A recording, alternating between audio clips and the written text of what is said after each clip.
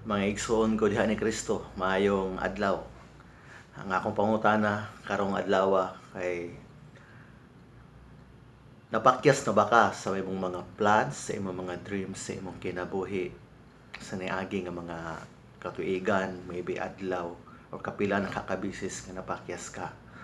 Now, this time ang akong i-share sa inyo usa ka short story na nabasa ra pod nako sa internet ni gikan. So, dunay usa ka lalaki nga nagbaklay daplin sa dalan, and then nakalabay siya sa naay mga elephant. And then nakita niya na isa ka elephant dito nagihiktan ang isa ka tiil o gamay nga bisi. So natingala siya nga anong gihiktan man ni ikaduha, kung hiktan ni kadako sa elephant, pwede niyang maputol ang maong bisi. Kita man siya sa usa ka tawo dito sa daplin.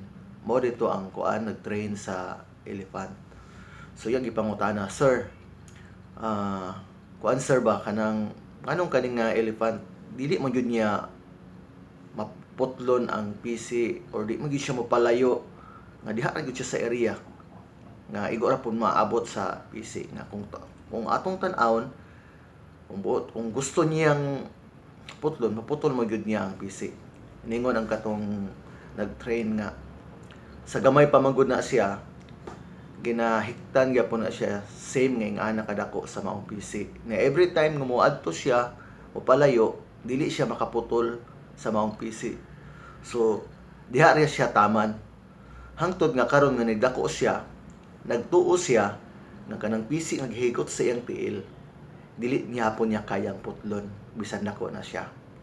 Now, brothers, sisters in Christ, mubo kayo nga istorya. Pero nganong ako may nag-share sa inyo ha?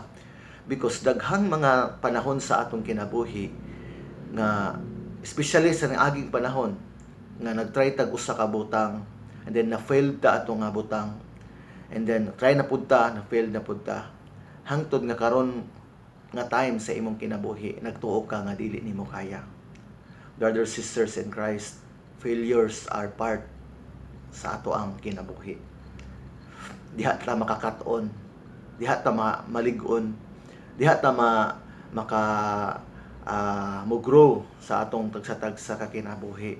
So dili day pasabot nga kung atong aging panahon dili nimo kaya, karon dili gyapon nimo kaya. Just keep on trying, just keep on moving, brothers, sisters in Christ. Pareho ra gyapon na sa time pod nga sa atong kinabuhi ba nga wala man ta gipakatao para i-destined ta nga ma-fail ta. No, brothers, sisters in Christ, ang failures kabahin sa kinabuhi apan wa magpasabot nga gihimo ta para ma-fail ta, kundi gihimo ta para maka-cut-on ta, mo-grow ta o para maka-bless ta sa uban. Now, kung atong tan-awon diha sa Bible, brothers, sisters in Christ, in Jeremiah chapter 8 verse 4, nag-ingon diha nga this is what the Lord says. You know, if a man falls down, he gets up again. And if a man goes wrong way, he turns around and comes back. Igsuon, kung kapila ta ma-fail sa atong kinabuhi, kung nasayop pang ganita, doon na tay pwede tang mabalik, no? I-reset na to ang atong life. Napay chance nga makabalik ta sa sakto nga dalan.